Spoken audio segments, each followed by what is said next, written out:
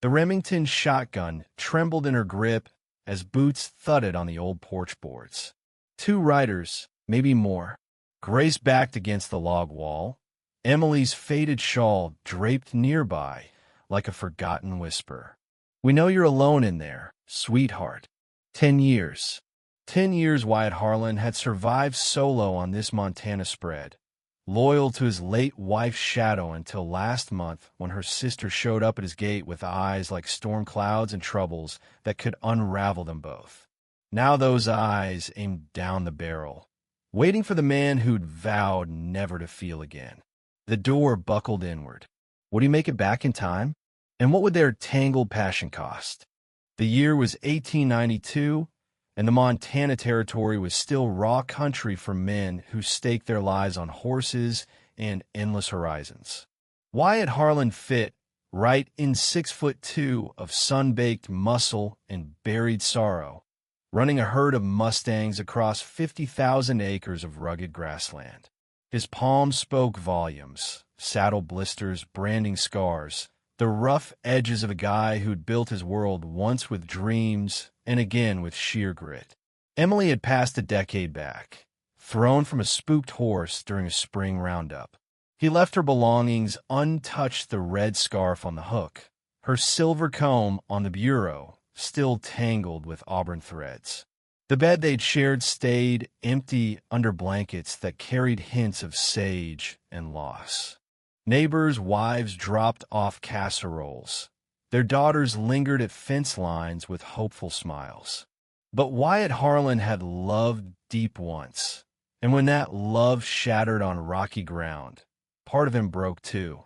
Letters arrived quarterly from Chicago, Emily's kin checking on poor Wyatt, though they'd sneered at her marrying a ranch hand. He tossed them in the fire, unreadunal the one, in September. Grace is in a bind. She's bolted from a match with Victor Langford, the railroad tycoon. She's fixated on the freedom Emily described in Montana. If she turns up, don't send her packing. She's got no other refuge. Signed, Abigail Whitaker. He'd burned that one as well, but the plea lingered like smoke as October winds howled. The evening she arrived, Wyatt was fixing a corral under starlight. Riding home, he spotted a lantern glow in his windows, the first after-dark warmth his place had known in years. She perched at Emily's oak table, flipping through Emily's old journal. Wyatt froze in the doorway, pulse racing. Same auburn waves, same slender fingers, but where Emily had been steady like a calm river, this woman burned like wildfire. "Your Grace."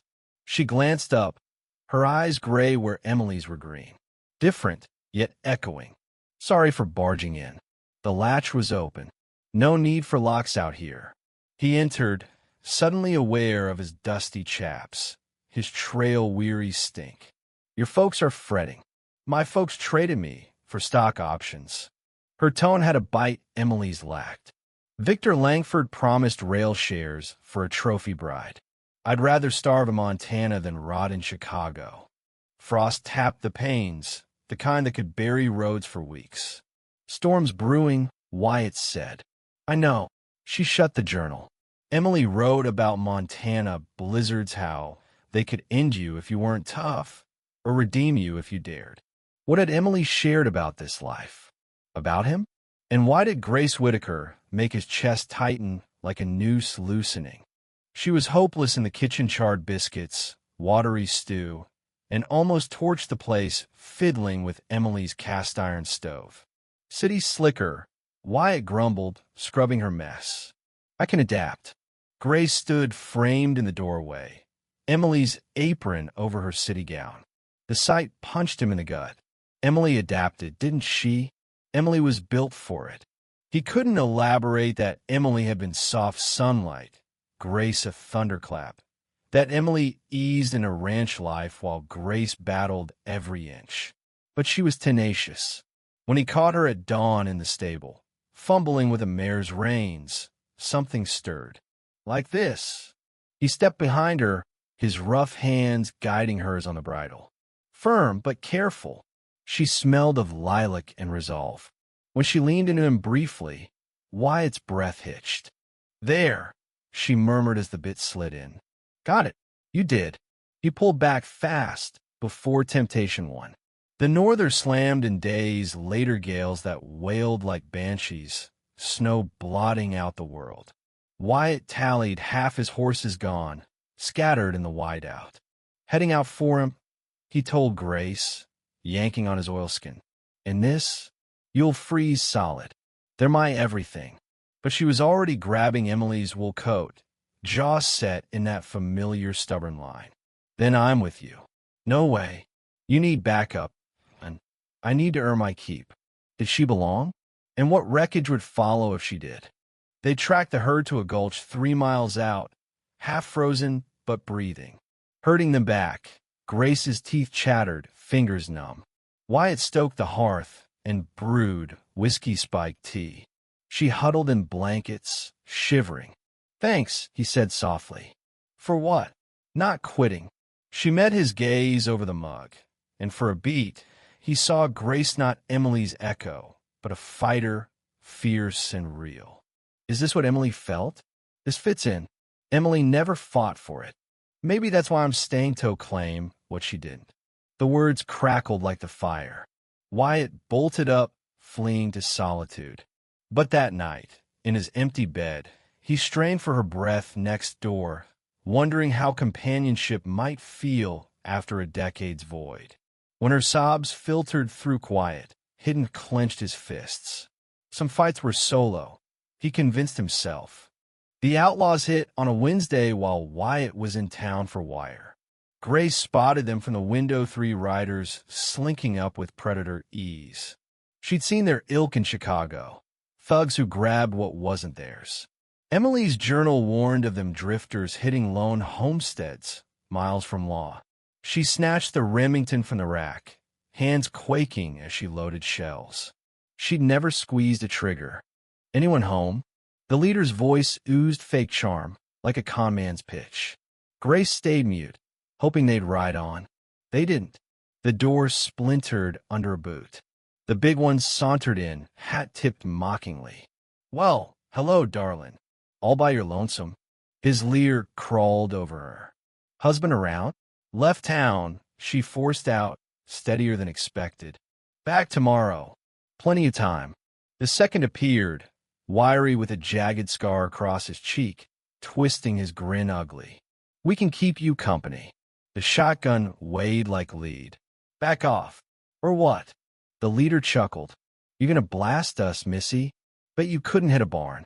She leveled it at his chest, mimicking Wyatt's stance. "I know plenty." He lunged.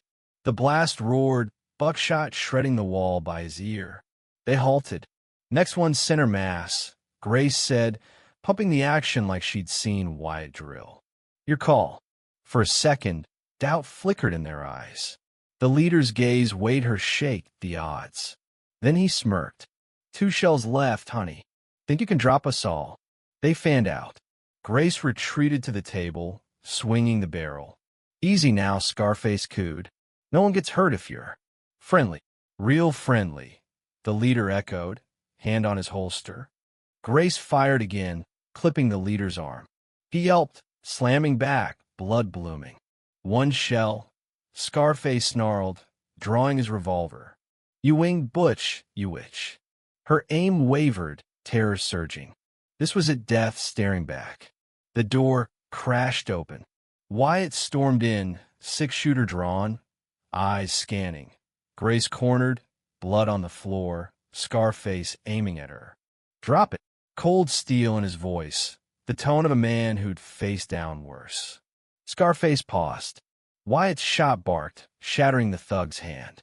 He howled, crumpling. "Out, before I end you." The wounded scrambled off, trailing crimson across Emily's rug. Hooves thundered away. Grace stood rigid, shotgun grip tight. Adrenaline crashed. "Grace!" Wyatt approached slowly, like calming a wild filly. "It's over." She saw his hidden panic for her, for what almost was. "I thought." Her knees buckled. He caught her, pulling her close. His heart thumped wild as hers. You held strong, he murmured into her hair. Emily's gun in Whitaker's hands, those scum, had no shot. She looked up inches away.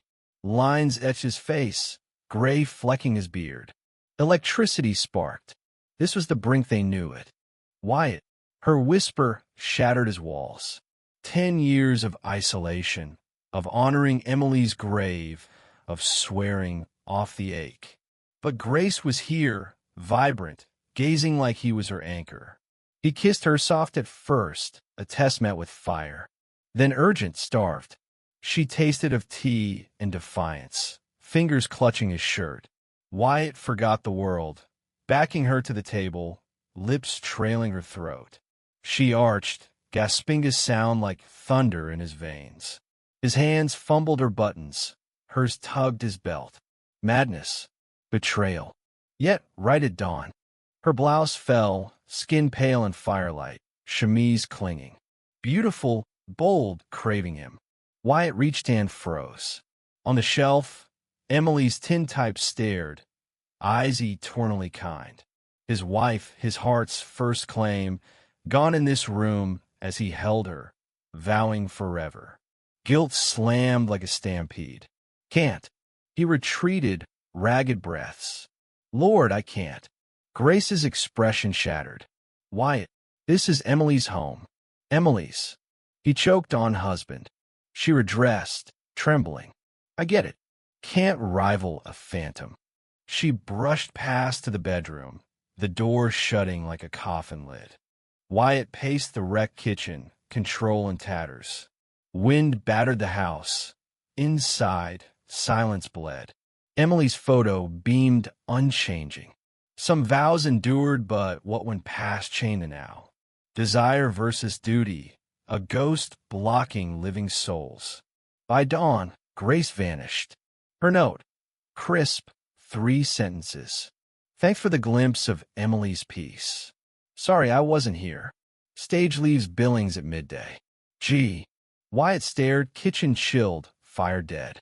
He should release her, dodge the sin. Instead, he hitched his swiftest stallion. The trail to Billings snaked 42 miles over frozen plains. Wyatt rode hard, horse pounding earth. Coach Horn wailed ahead too distant. He spurred on, because regrets weighed heavier than fidelity, because Grace deserved love in her own light. The station emerged in mist, wood platforms by iron tracks linking Montana to the world. The eastbound coach idled, passengers boarding for Chicago, St. Louis, the east bustle. He spotted her small in her coat, bag clutched tight, face like facing the gallows. Wyatt tied his mount, boots echoing. She turned, emotions flashing, shock, hurt, maybe hope. You rode. The horn blared. All aboard. Eastbound Express. He neared, close enough to see unshed tears. Come home, Grace.